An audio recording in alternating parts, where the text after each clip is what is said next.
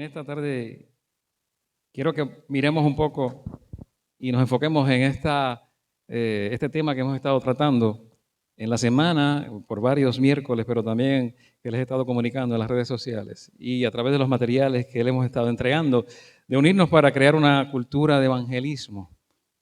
Y hoy es un día para mí especial porque es el día de Pentecostés, es domingo de Pentecostés, se celebra en el calendario cristiano en muchos lugares.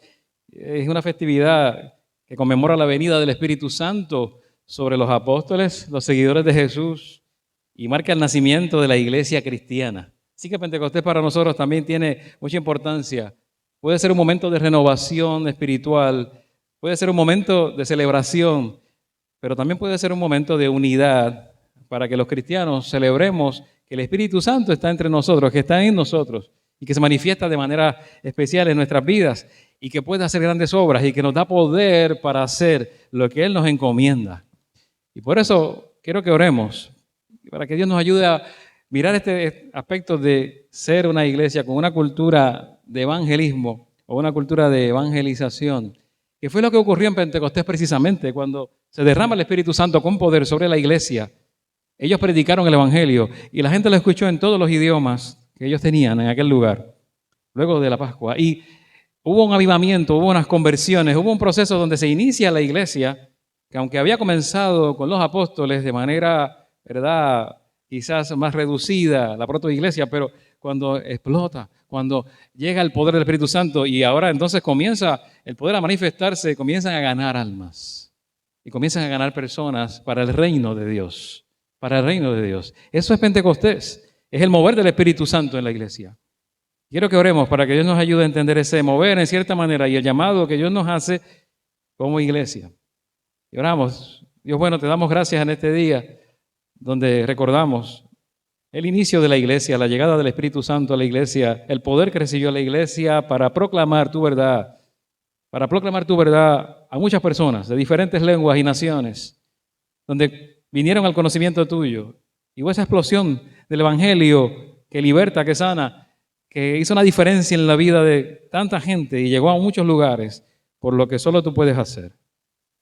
Por eso pedimos que nos enfoquemos en lo que tú puedes hacer a través de nuestra vida, a través de la iglesia y en cada uno de nosotros, porque quieres hacerlo de forma especial y de forma sobrenatural como tú lo puedes hacer solamente. Y que como iglesia tengamos esa cultura de que creemos y queremos, Señor, llevar tu palabra, la cual creemos a toda criatura, en el nombre de Jesús, porque a eso nos has llamado, en el nombre de tu Hijo amado Jesucristo, para la gloria de tu nombre, a quien oramos. Amén. Y hoy día de Pentecostés, nuestro superintendente, superintendente de la Alianza, el reverendo Javier Gómez, mi consuegro, puedo decir ahora, ¿verdad? Por la gracia de Dios también, publicó entre el chat de los obreros oficiales, tenemos un chat oficial, algo importante y contesta la pregunta, ¿por qué nos reunimos? Lo que él escribió contesta esta pregunta, ¿por qué nos reunimos? Y recuerdo, o por lo menos les quiero comunicar, que él fue reelecto como superintendente en su tercer término en esta última, ¿verdad?, esta última decisión que se tomó este fin de semana. Así que él está ahora nuevamente como nuestro superintendente en la Alianza. Pero él escribió esto: esta mañana dominical no nos reunimos para recibir consejos prácticos, ni para recibir nuestra dosis regular de religión. Nos reunimos para disfrutar un amor que es mejor que la vida. Nos reunimos para beber del agua que apaga la sed, aquella que consigue saciar las ansias y deseos más profundos del corazón. Y lo hacemos regularmente porque nunca se sabe qué es lo próximo que este Dios vivo querrá hacer entre nosotros.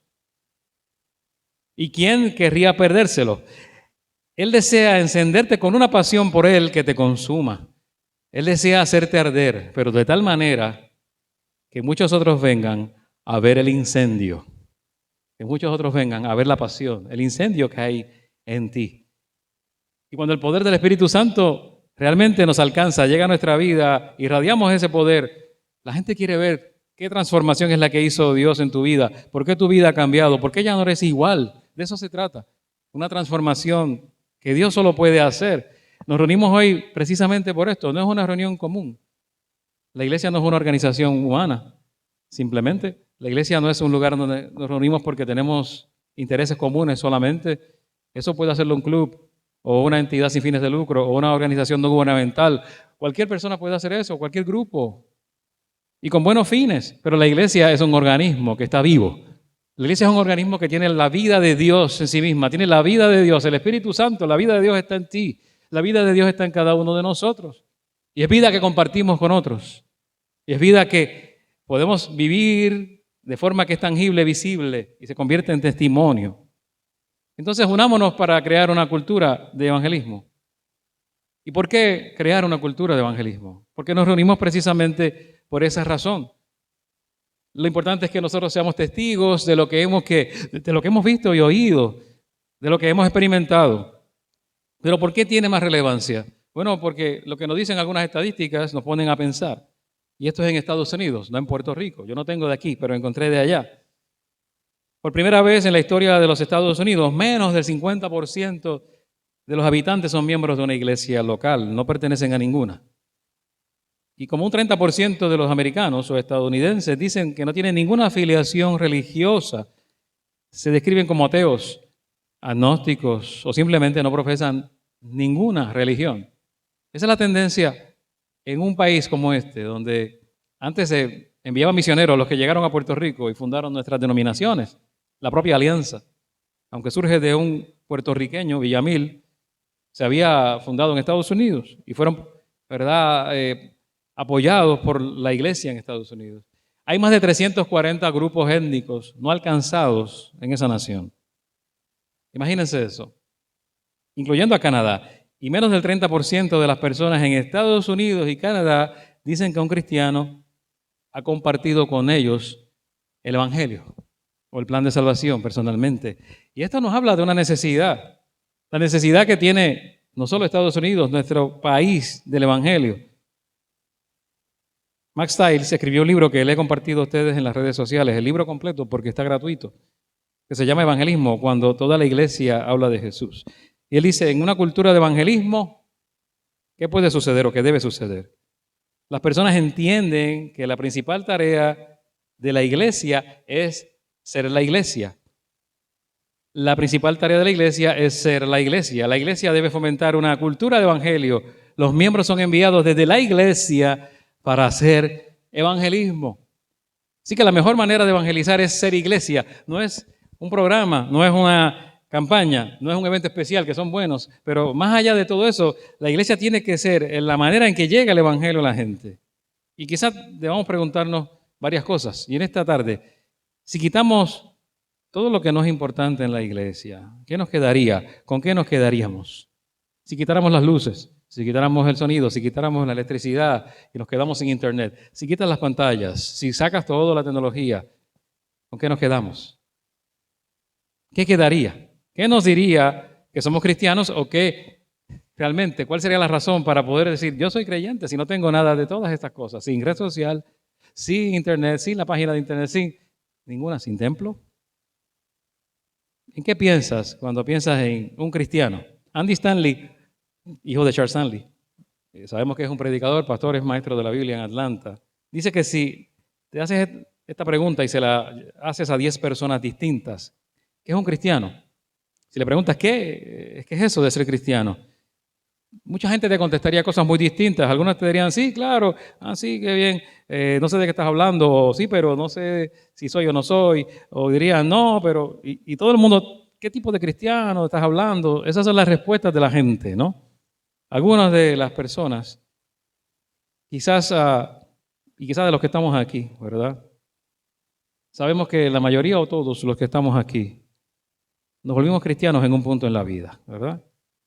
Y si ya nos volvimos cristianos en un punto en la vida, hicimos esa oración y caminamos al altar y nos bautizamos y hicimos muchas cosas, ¿verdad? Conocimos a Jesús, pues diríamos, sí, yo soy cristiano y sé lo que es. Otros dirían que son cristianos desde que nacieron porque se criaron en un hogar cristiano, pero no tienen una idea clara. Y otros dirían, definitivamente, yo no soy cristiano. Entonces, esto trae confusión.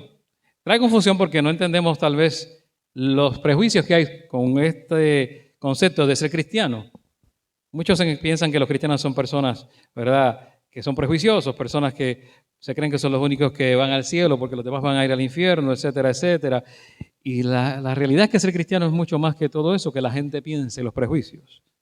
La realidad es que un cristiano es una persona pecadora que se ha arrepentido y por la gracia de Dios ha recibido el perdón. Y como sabe que no merece el perdón, quiere que otros conozcan el perdón de Jesús y por eso lo comparten en amor, porque todos necesitan a Jesús. Y porque todos necesitan lo que nosotros hemos recibido. Eso es un creyente. Lo predica y lo comunica por amor.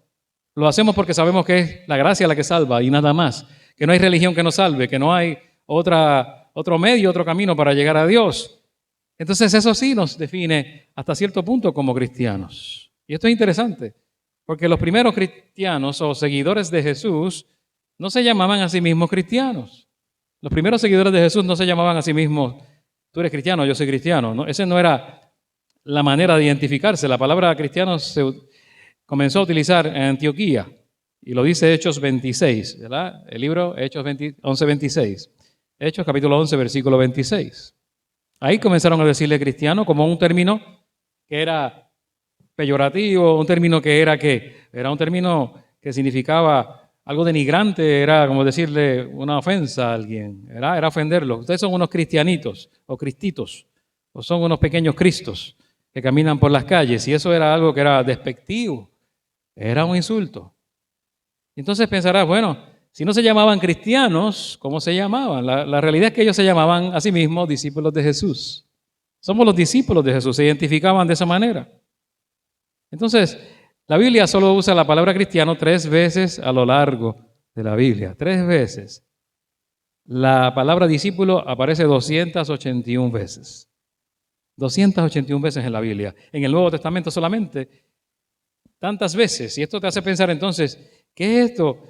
¿Qué es lo que me define entonces? ¿Soy cristiano, discípulo? ¿Qué soy? Y no es que dejemos de usar la palabra cristiano. Yo no estoy proponiendo una cosa así, algo tan raro. Lo que estoy diciendo es que la palabra discípulo define mejor lo que tú eres y lo que yo soy cuando decides seguir a Jesús.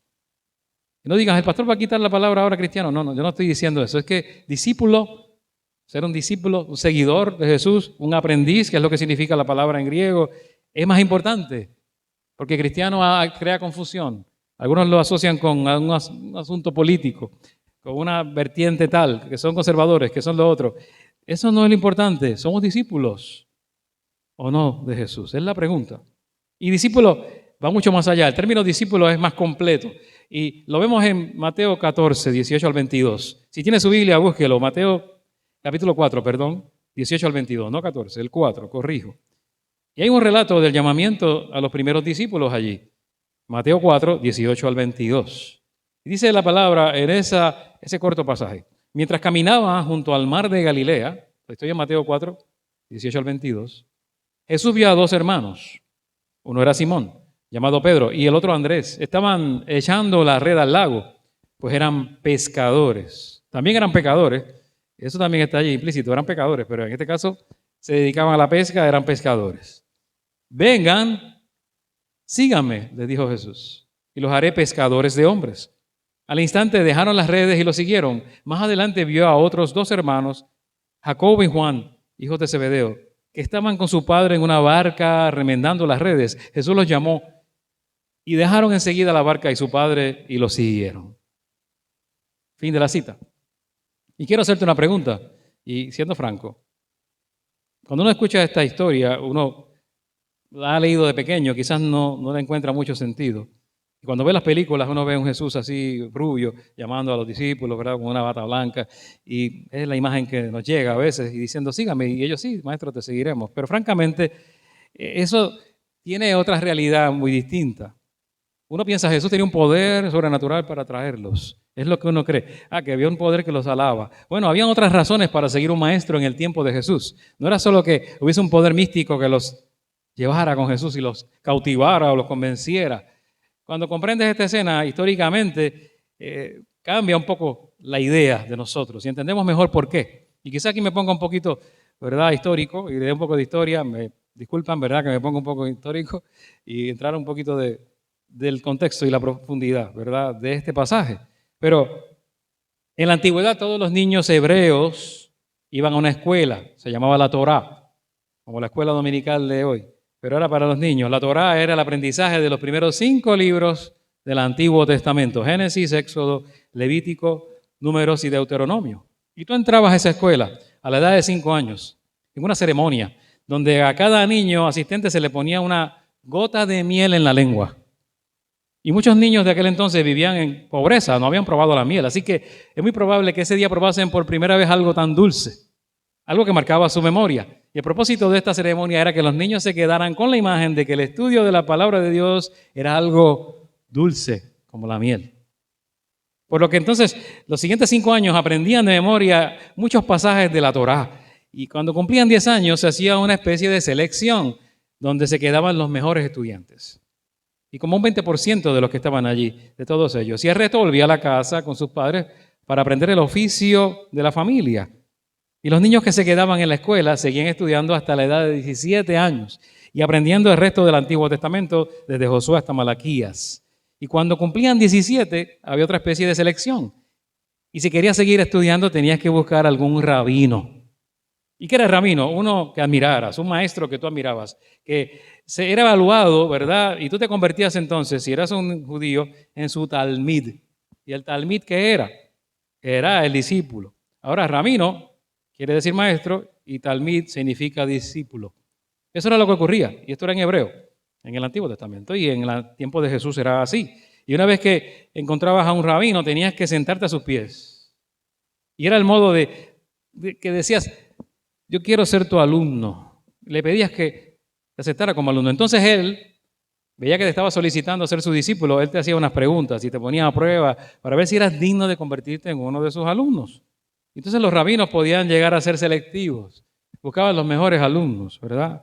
En aquella época volverse un líder religioso era uno de los mejores trabajos, era prestigioso. Y por eso muchos hebreos soñaban con volverse en expertos de la ley. Nadie quería ser una estrella de deporte, de baloncesto ni de béisbol. Eso no era el asunto, no existían esos deportes. Nadie quería ser, ¿verdad?, una estrella en la música, ni un gran cantante. Era esto, ser discípulo. Ser discípulo de alguien. Entonces estos convertidos en discípulos se conocían como talmidim. Talmidim, discípulos, en plural. Y esta es una de las razones por las cuales los rabinos eran bien exigentes, ¿verdad? Querían que ellos tener los mejores discípulos, los que mejor aprendían, tenían más posibilidades. Y estos talmid, ¿qué hacían los discípulos? Seguían al rabino imitándolos en todo.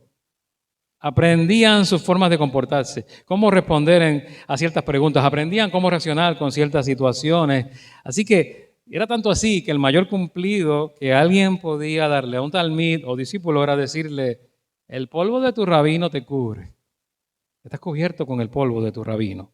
Y eso no quería decir que el discípulo estaba sucio ni tenía que bañarse.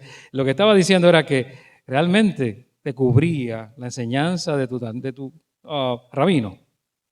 Era como, ahora tienes candidatos a ser médico, desean ser médico, y mientras están estudiando en la universidad les dicen: tienes que hacer shadowing, tienes que hacer shadowing, tienes que estar con un médico, que sea como la sombra, ser como la sombra de ese médico, aprender de ese médico. Esto era parecido, pero en ese tiempo de Jesús, entonces el rabino judío tenía una palabra en particular, ¿verdad? Había una palabra en hebreo particular, que es mishtar. Y mishtar, para un rabino, ¿verdad?, había un concepto que era mishtar en hebreo, que era la autoridad del rabino. El rabino tenía mishtar, tenía autoridad. Mientras más prestigioso era, más mishtar, ¿verdad?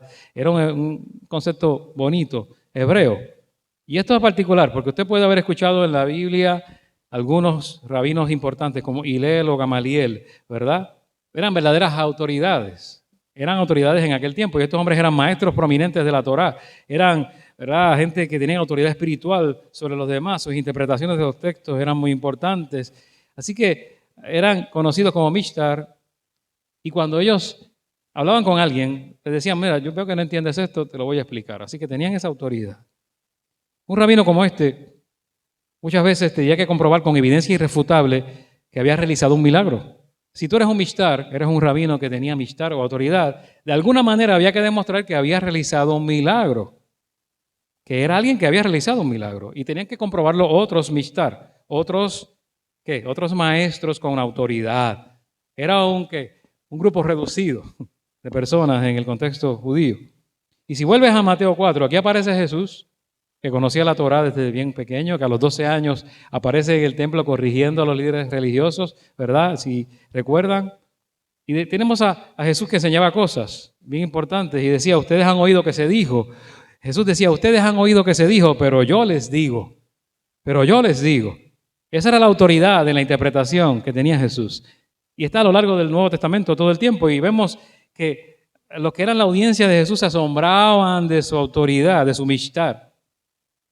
Y como dice Mateo 7, en un pasaje en Mateo 7, las multitudes se asombraron de su enseñanza porque les enseñaba como quien tenía que autoridad, como quien tenía mishtar. Le enseñaba con mishtar, no como los otros maestros que repetían lo que otros decían.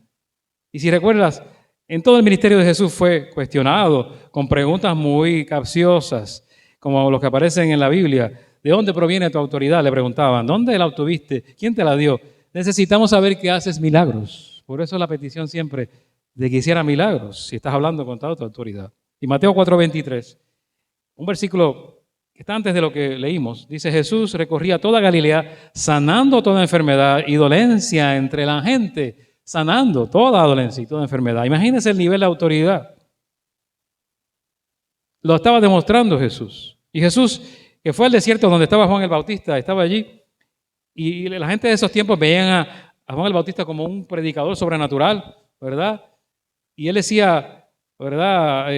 Juan, el que viene después de mí, decía Juan el Bautista, hablando acerca de Jesús, es más poderoso que yo y ni siquiera merezco llevarle las sandalias. Y Jesús fue bautizado. Y vemos que Dios el Padre habló desde los cielos diciendo, este es mi hijo amado, bautizado por Juan el Bautista. Y le dice, estoy muy complacido con él, dice el Padre. Pero aquí la cosa va más allá. Entonces Jesús tiene un nivel de autoridad mayor porque es Dios quien está diciendo que estoy muy complacido con él porque es mi hijo amado. El nivel de autoridad que Jesús tenía era mucho más elevado que el de cualquier rabino, que el de Juan el Bautista, que el de cualquier persona. Entonces estamos viendo a Jesús con su autoridad que escoge a Simón Pedro y a Andrés. Escoge pescadores. Lo leímos en el pasaje de Mateo. Escoge gente que eran común, no eran estudiosos de la ley, no habían estado en aquella escuela, no eran talmid, ni habían estado en la escuela. Era gente común como tú y yo, gente sencilla tal vez. Estaba escogiendo personas que eran los poco probables, era gente que eran de la banca, en un contexto de deporte, el de la banca, ese que nadie quiere poner a jugar, no eran las superestrellas del equipo. Vamos a coger estos de la banca y vamos a ponerlos aquí. El maestro con más autoridad, el Hijo de Dios, escoge la gente más simple, más sencilla. Y si nos detenemos aquí, quizás ya estás pensando, cuando Jesús me escogió a mí, ¿a quién escogió? Tal vez no, yo no era la superestrella, yo no era el rockstar, era el superestelar. No. Yo no era como dicen ahora, el GOAT, ¿verdad? En inglés. El greatest of all time, el gran jugador de todos los tiempos. No éramos eso. Éramos gente sencilla, humilde, gente que no tenía posibilidades tal vez, gente que no teníamos nada especial, que no habíamos estudiado la Escritura, ¿no? Pero Dios nos llama, como hizo con Simón y con Andrés, nos escogió. Y ahora, casi como suplentes, nos pone allí Jesús. Entonces era lógico que quisieran seguirlo, era obvio, porque era el rabino con más autoridad. Y en ese escogido, gente sin mucho potencial, gente sin mucho carisma personal, gente que no eran destacados en muchas cosas, ahora Dios los llama para darle su poder y hacer algo que nadie más puede hacer, que solo Jesús puede hacer con el poder del Espíritu Santo que va a otorgarles y les va a dar la tarea más importante, la misión más importante de la historia, por tanto, y hacer discípulos a todas las naciones. Y eso es un milagro. Y eso sería un milagro. Y lo es. Y hay que resaltar todo esto, porque pasa con nosotros también. No escoge a los más capaces, ¿verdad? No escoge a los más capaces. Jesús no hace eso. Jesús escoge la gente común de su tiempo. Entonces Jesús no escoge hoy día tampoco a los más capaces. Jesús no escogió a los más capaces, sino a los más dispuestos. Y eso es lo primero que quiero que veas. No escoge a los más capaces, sino a los más dispuestos. Al escoger a sus discípulos, dice John MacArthur, Jesús se brincó a los sabios de aquel tiempo, Los grandes eruditos estaban en Egipto, la biblioteca más grande estaba en Alejandría, los mejores filósofos vivían en Atenas, el poder era controlado desde Roma, y Jesús dejó a todo eso y obvió todo eso. A los historiadores de su tiempo, a Herodoto, a Sócrates, al César, a los grandes gobernantes romanos, no de eso. No buscó nada de eso, sino que prefirió a hombres ordinarios y mujeres ordinarias. Y eso parecía algo, una mala decisión. Parecía ser una mala decisión. No fue a los rabinos de la sinagoga. Todos los seguidores de Jesús, la mitad de ellos eran pescadores. Uno en esencia era que cobrador de impuestos, funcionario de Hacienda, y otro había sido tejorista. Esos eran los seguidores de Jesús. Uno había sido un tejorista. Y él escogió de la banca entonces. Y tú dices, pero ¿cómo sin los talentos y habilidades para una misión? ¿Cuál misión?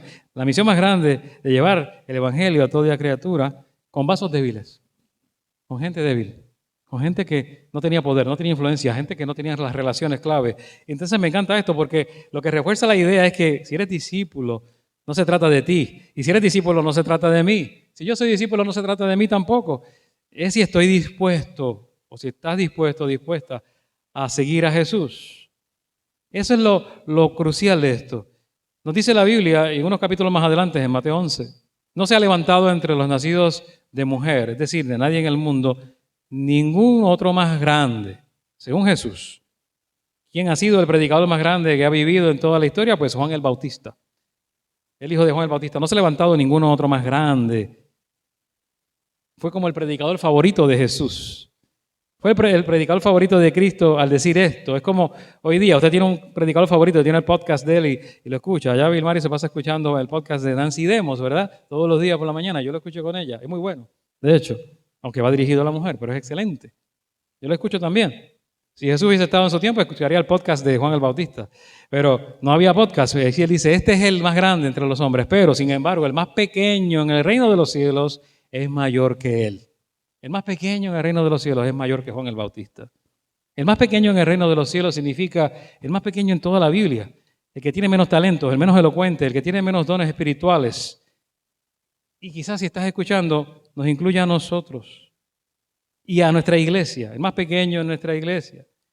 Y no estoy diciendo, en este caso, ¿verdad? No estoy señalando a nadie. Estoy hablando estadísticamente, estoy hablando generalmente. No importa cuántos talentos yo tenga, capacidades, cuán elocuente sea, sigo siendo muy, muy, muy pequeño. Y aún así Dios nos escoge.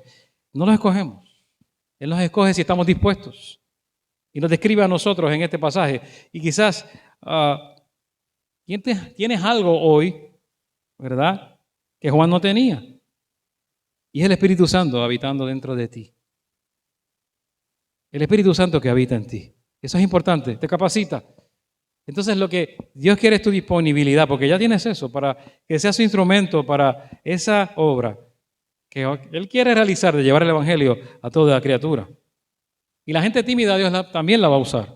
Y la gente que carece de carisma. Yo recuerdo que había una muchacha muy, muy tímida en la universidad y no se atrevía casi a hablar, pero un día se levantó en la mesa, se paró en la mesa de la cafetería y le habló a la gente de Cristo. Hizo como un drama con otra persona. Invitaron a la gente a una reunión que iba a haber después evangelística y un montón de estudiantes fueron, pero fue que se atrevió a levantarse, pararse en una mesa en la cafetería en medio de todo el bullicio del mediodía en el almuerzo y hablar de Jesús y invitar a la gente. Y era una muchacha tímida, casi no hablaba, pero Dios la usó así. Y a los jóvenes les pasa eso, muchas veces ocurre entre la juventud.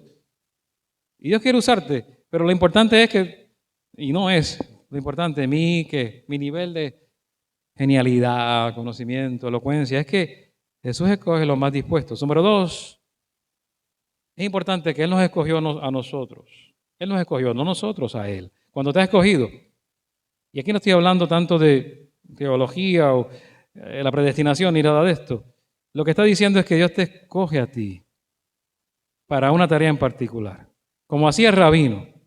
No escoge entre los mejores de su clase, como hacían los rabinos, pero sí te escoge como hacía el rabino. Entonces, no es porque le caes bien al rabino, no es por eso que Jesús te escogió, no es porque tú eres superior a otro, no es nada de eso. Te escoge a ti simplemente porque tú tienes tú tienes la disposición y has puesto tu confianza en Dios y le has entregado tu vida. Entonces te escoge. Su intención en este proceso de escoger es mostrar su grandeza a través de personas comunes, mostrar su poder a través de gente que no tiene quizás los mejores talentos, hacer algo que parece imposible y que se constituye milagro, porque hay obstáculos, porque hay limitaciones. Jesús mismo dice, no me escogieron ustedes a mí, sino que yo los escogí a ustedes y los comisioné para que vayan y den fruto. Yo los comisioné para que vayan y den fruto. Eso le dijo a los discípulos. Y te está llamando a ti también para dar fruto. ¿Y qué es dar fruto? Es ganar a otros para Cristo. Un fruto que perdure, dice Jesús. No es algo temporal, algo permanente, un fruto real. Y sigue diciendo, así el Padre les dará todo lo que le pidan en mi nombre. Y sigue Jesús, y cito, ustedes no me eligieron a mí, sino yo a ustedes. Yo te elegí, dice Jesús. Es lo que está diciendo. Y todos los propósitos que he planeado o planificado para ti, voy a cumplirlos. Y no me voy a olvidar de ellos, es lo que está diciendo Jesús, parafraseado. Así que cuando te sientas inseguro o insegura, puedes confiar en los propósitos de Dios, que no van a fallar. Así que se trata aquí de confianza. Y muchas veces nuestra confianza es la que falla. Dios no falla nunca, te llamó y no falla. Él te comisiona, Él te da la fuerza para hacerlo, Él te da la capacidad, pero a veces fallamos en que Él lo pueda hacer. A veces fallamos en confiar en que Él lo pueda hacer y entramos en pánico. Y nos pasa como Pedro, que podía caminar sobre las aguas y cuando dejó de confiar en Jesús se hundió. Y él sabía que Jesús podía hacerlo, pero dejó de confiar en que Jesús lo podía hacer, que podía hacer que él caminara y siguiera caminando sobre el agua. Así que dudamos a veces de ese poder de Dios.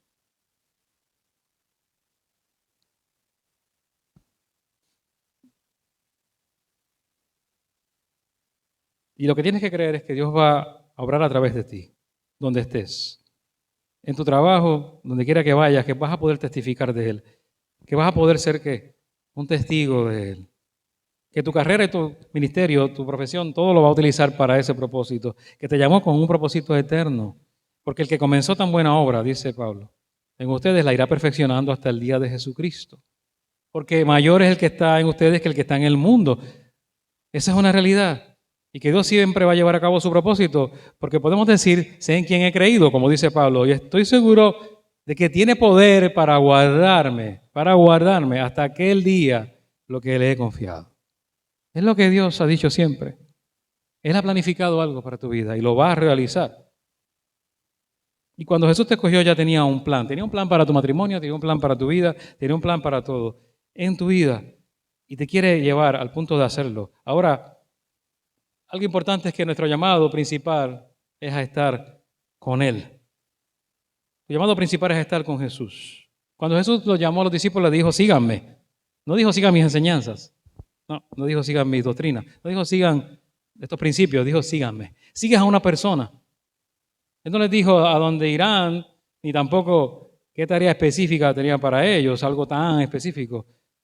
Su principal llamado no era a hacer algo, sino parecerse a Él, ser como Él, buscar ser como Él. Y para parecerse a Él tenían que conocerlo, y para conocerlo tenían que pasar tiempo con Él. Y para pasar tiempo con Él tienes que sumergirte ¿en qué? En cada palabra que sale de su boca, y eso está en la Biblia. Tú necesitas someterte y sumergirte en la palabra de Dios. Porque entonces es cuando vas a poder decir, alguien va a poder decir, el polvo de tu rabino te cubre. Como decían en la antigüedad, el polvo de Jesús, esa enseñanza de Jesús, la vida misma de Jesús, está sobre ti y te cubre. Es lo que va a decir la gente porque lo van a entender, lo van a ver en tu vida. Tu pensamiento se va a inundar y tu forma de actuar de su palabra. Y vas a pensar en ella y vas a hablar de ella y vas a recitarla y le vas a aprender, vas a respirar la palabra de Dios, vas a hablar el lenguaje de Dios, vas a hablar el idioma de Dios que es su palabra. Y la gente dirá, sí, el polvo de tu rabino te cubre. ¿Te pareces a Jesús? El idioma tuyo debe ser el idioma de Dios, es la palabra de Dios, el idioma del cielo. Tienes que hacer la parte de tu vida. El doctor Fernando González, pastor también de la Alianza Cristiana Misionera, él dirige el programa doctoral del Seminario Teológico de Puerto Rico. Y en una predicación, lo estaba escuchando y él decía, yo estaba en Ucrania antes de la guerra. Estaba en Ucrania antes de la guerra, mucho antes, y estaba caminando, y había mucho bullicio, y había un tren, carros, la gente hablando en ruso y en ucraniano. Yo no entendía nada, mucho ruido, pero de repente escuché una voz que podía identificar. Escuché un lenguaje que podía identificar. Habían dos personas hablando en español, bien lejos, y entre medio del ruido y todo lo que estaba pasando en la ciudad, yo pude identificar esa voz, ese lenguaje que es el mío, y me acerqué y eran dos peruanos. Y los conocía, establecí una conversación con ellos, pero el punto es que en medio de todo ese ruido identificó el lenguaje de él, su primer idioma, lo que él conocía. Y nosotros tenemos que buscar que el primer idioma nuestro sea el idioma del cielo, sea la palabra de Dios. Que ese sea el lenguaje que nos identifique. Nuestra primera lengua, por decirlo de esa manera, es la Biblia. Dios te llama a eso también. Y nos llama para parecernos a nuestro Maestro que tiene toda autoridad. Lo otro es que para seguirle debemos dejarlo todo. Dice la Biblia que los discípulos dejaron enseguida la barca. Dice el texto también, ¿verdad? Que dejaron todo. Y a su padre también, a la familia, le siguieron. ¿Por qué se mencionan estas dos cosas? Porque ambas representan lo más importante en nuestras vidas. El bote representaba el modo de vida, el trabajo, la carrera, aquello de lo cual dependían para ganarse la vida, ¿verdad? Eso representa esto. El Padre representaba las relaciones más significativas. Y esto es como Jesús, ¿verdad?, aborda a los discípulos. Es como si dijera, para seguirme, yo debo ser más importante que lo demás en tu vida. Debo ser más importante que tus relaciones. Debo ser más importante que tu trabajo. Debo estar primero. Y quizás muchos de nosotros no tengamos que dejar tantas cosas así drásticamente como tu trabajo o tu familia. Pero hay gente que sí, que sale al extranjero, que son misioneros, obreros, y tienen que dejar todo lo que tienen por seguir a Jesús. Hay una joven que le pasó esto porque era alguien que vivía en Medio Oriente, se convierte al Evangelio. ¿Y sabe qué? Los padres, el padre de ella y su hermano, la encerraron en un cuarto cuando se enteraron. Y la dejaron ahí encerrada y planificaron matarla. Luego hubo una situación que los padres tuvieron que salir, una emergencia de salud de alguien, y ella se escapó. Y llegó a Estados Unidos y ahora pertenece a una iglesia que se llama la iglesia Summit Church. Ella tuvo que dejar familia, cultura, padres, todo, por seguir a Jesús. Porque ellos les dijeron, si niegas tu fe, te dejamos libre, pero no la negó. Pero como se negó a negar a Jesús, o sea, no decidió negar a Jesús ni su fe, la encerraron y la iban a asesinar. Que en aquel lugar es legal hacerlo, lamentablemente. Y para hacerte la historia corta, quizás no nos van a pedir a nosotros cosas como esta, pero cuando sigues a Jesús, Dios te va a pedir algunas cosas. Si eres estudiante y estás en la universidad y estás en bachillerato, Dios te va a pedir que sigas siendo ese creyente que da testimonio allí en ese contexto de la universidad. Aunque te etiqueten de religioso, que te digan aleluya, santurrón, lo que sea, aunque te rechacen, Jesús va a exigir eso si eres discípulo. Sigue dando testimonio de mí allí donde estás. Son decisiones que tenemos que tomar en nuestros trabajos. En cada lugar, darle lo primero y lo mejor a Jesús. Va a requerir esto de nosotros. Y número 5, bien importante, Él nos ordena reproducirnos espiritualmente. Y todo discípulo tiene que hacerlo. Y somos llamados a hacerlo. Jesús decía, vengan, síganme. Eso dice verso 19. Vengan, síganme, les dijo Jesús, y los haré pescadores de hombres. Mateo 4, 19. Eres un pescador de hombres. Por tanto, los discípulos debían serlo. Y nosotros, si somos discípulos, eso es parte esencial. Esto es algo que tú debes hacer. Es algo que Dios nos llama a hacerlo. Somos responsables de hacerlo. Y de hecho Jesús dice que esto no es parte de lo que haces, ¿verdad? Es todo lo que haces en tu vida. Para ser un discípulo tienes que reproducirte también. Tienes que ser alguien que dé fruto, como dice la Biblia. Dice Juan 15:8, mi Padre es glorificado cuando ustedes dan mucho fruto y muestran así que son mis discípulos. ¿Cómo muestro que soy discípulo? Pues llevando fruto. ¿Cómo disfruto? Viviendo el Evangelio y compartiéndolo. ¿Cómo llevo fruto? Alcanzando a otros para Jesús. Significa que si eres discípulo, da fruto a tu estilo de vida. Pero si no da fruto, tenemos entonces un motivo para preguntarnos, ¿soy discípulo de Jesús? ¿Realmente lo soy? Iglesia, la gran comisión, ¿cuál es? Vayan y hagan discípulos de todas las naciones, bautizándolos en el nombre del Padre y del Hijo y del Espíritu Santo, enseñándoles a obedecer todo lo que les he mandado. Aquí hay otro detallito de estos medios profundos. Solo hay un verbo aquí, y es hacer. En el original, en griego, solo hay un verbo, hacer.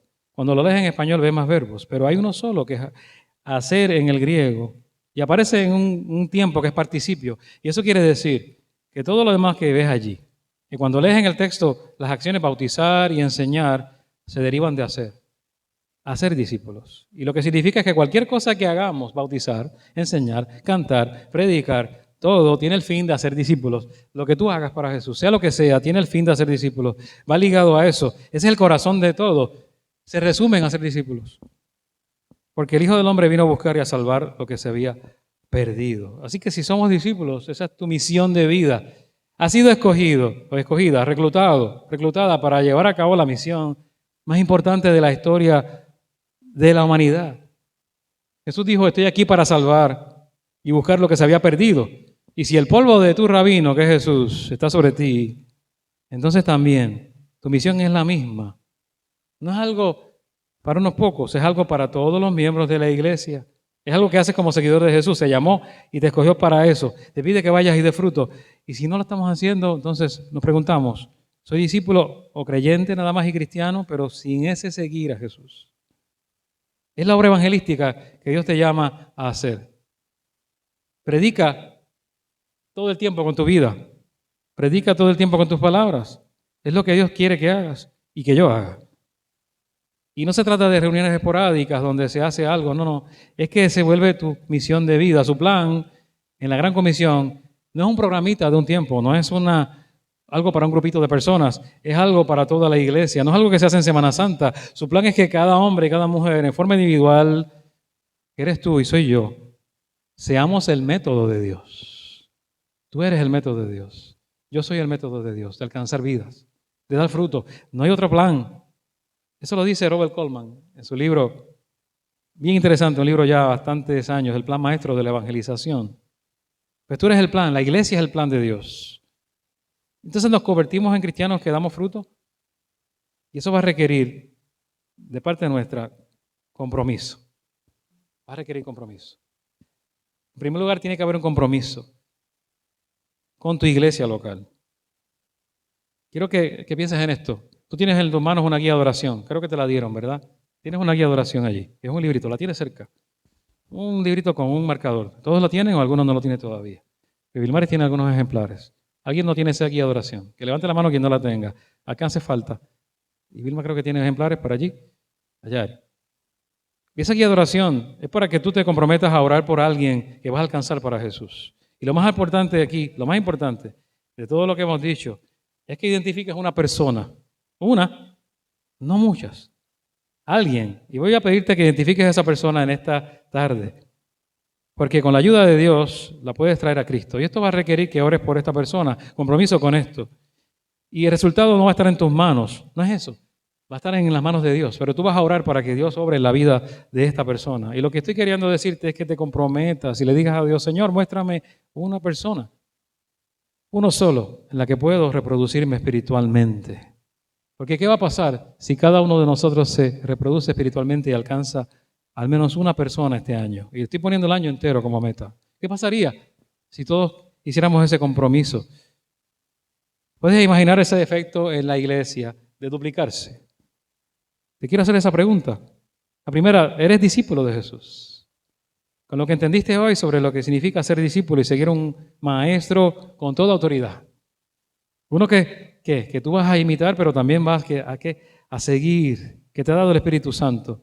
Uno que puede calmar las olas del mar. Uno que puede tener todo poder sobre toda autoridad y potestad, sobre todo mal, aún las influencias del enemigo. Ese es tu maestro. Uno que no tiene rival, ese es tu maestro. Eres su discípulo, eres su seguidor. Porque la buena noticia aquí es que Jesús va a estar contigo mientras lo haces. Él se merece tu devoción total, tu adoración total, y parte de eso es buscar que otros conozcan a Jesús. Tengo una buena noticia para ti. Tú no puedes salvarte a ti mismo, y eso es una buena noticia. El que tú no puedas salvarte tú mismo es una buena noticia. Nada de lo que tú hagas puede salvarte, pero Jesús vino a morir en tu lugar, en el lugar que te correspondía. Y Él se ofreció para salvarte. Lo hizo gratuitamente, como un regalo para ti. Y la única condición es que te conviertas en su discípulo y rindas todo delante de sus pies y lo reconozcas como tu Señor Maestro, el que tiene toda autoridad en tu vida. Eso es lo importante. La salvación no se va a heredar, no importa de dónde vengas, no importa dónde te criaste, ni en qué iglesia, ni con qué familia. La salvación es seguir a Cristo, es estar en los pies de Cristo. Y eso te va a llevar a reproducirte. El llamado de Jesús a seguirlo es el mismo que el de hacer discípulos. Si te llama a seguirle, te llama a ser discípulo. Es el mismo llamado, no son dos distintos, es uno solo. Jesús tenía 3 etapas en su ministerio, las voy a decir rápido. Primero decía a la gente, vengan y vean, vengan y vean. Estas palabras están en Juan 1. Entonces le preguntaban, ¿a dónde vas, Señor? Y él decía, vengan y vean. Y le respondió, muchos de ustedes, ¿verdad? Lo han leído en la Biblia. Ahí está la mitad. Al vengan y vean, le añadía, vengan y den su vida, que significa comprometerse por completo con Jesús, sin restricciones. Y al final de su ministerio decía, vayan y cuenten. Así que vengan y vean, vengan y den su vida, vayan y cuenten lo que han experimentado. Porque no podemos dejar de decir lo que hemos visto y oído. Dice Hechos. Ahora, ¿cómo invocarán a aquel en quien no han creído? ¿Cómo creerán en aquel de quien no han oído? ¿Y cómo irán si no hay quien les predique? Si no hay quien vaya a dar fruto. ¿Cómo va a ocurrir si eso no es parte de nuestro, o no lo vemos como parte de nuestro llamado, de cada uno? Nosotros no podemos dejar de decir y de hablar lo que hemos visto y oído. ¿Y sabes qué? Eso requiere una comprensión del Evangelio. Y me estoy extendiendo porque para mí es bien importante lo que estamos compartiendo. A partir de esto pueden surgir cosas nuevas en tu vida y en la iglesia, si lo hacemos. Y si te comprometes a hacerlo. O puede no ocurrir nada si no nos comprometemos. Pero llamados a esto, el Evangelio, ¿cómo se define? Alguien lo ha dicho así en su libro, este es Jack Miles, que lo cité al principio, puesto que el Evangelio manifiesta el corazón de Dios. Tiene sentido que los temas del Evangelio nos guíen en cómo vivir. Entonces vemos que el Evangelio se convierte tanto en la puerta de la salvación para muchos, como en la pauta para nuestra vida. El Evangelio establece cómo vivo. No solo es la puerta de salvación para mí y para otros, es cómo vivimos. Y algunos quizás estamos todavía en la etapa 1, vengan y vean. No, Jesús dice y añadió, den su vida y vayan y cuenten. Y quizás lo has estado haciendo, has estado contando y te has entregado al Señor y has hecho esto antes. Pero podemos haber perdido que la pasión que hablamos al principio, el fuego, el incendio, lo que pasó en Pentecostés, hemos perdido esa pasión tal vez. Entonces yo quiero que me acompañes en oración para que Dios avive ese fuego del don de Dios que está en ti, el Espíritu Santo que está en ti, no se ha ido nunca, no importa cómo te sientas, está en ti. Y oramos, Señor Jesús, oh Dios, queremos seguirte, queremos ser discípulos tuyos verdaderamente. Queremos decirte que estamos listos para hacerlo. Señor, queremos rendirte cada área de nuestras vidas para dártela sin condiciones. No solo ir y ver lo que tú puedes hacer, sino entregarnos. Y entregarnos también, ¿para qué? Para ir y llevar este mensaje a otros. Gracias por tu perdón, gracias por la gracia que nos salva. En el nombre de Jesús. Y si alguien no la ha recibido, te digo que hagas esta oración. Quiero recibir tu perdón, Señor. Quiero recibir tu gracia. Quiero recibir ahora la gracia y el perdón tuyo. Ayúdanos, Señor, a tener esa persona, identificar a esa persona que vamos a alcanzar con tu ayuda, para ayudarla a que sea como tu Hijo Jesucristo. Y se ha puesto ya alguien en nuestra mente, mi Dios, su rostro. Ayúdanos a comprometernos a orar por él y por ella, en el nombre de Jesús. Ayúdanos a reproducirnos espiritualmente, a que la vida tuya llegue a la vida de esa persona, que seamos parte de ese proceso que tú quieres hacer, que seamos parte de esa bendición que quieres traer a esa vida. En cada oportunidad que nos muestres y que le muestres a cada uno de los hermanos de nuestra iglesia, pedimos que nos ayudes, en el nombre de Jesús. Amén.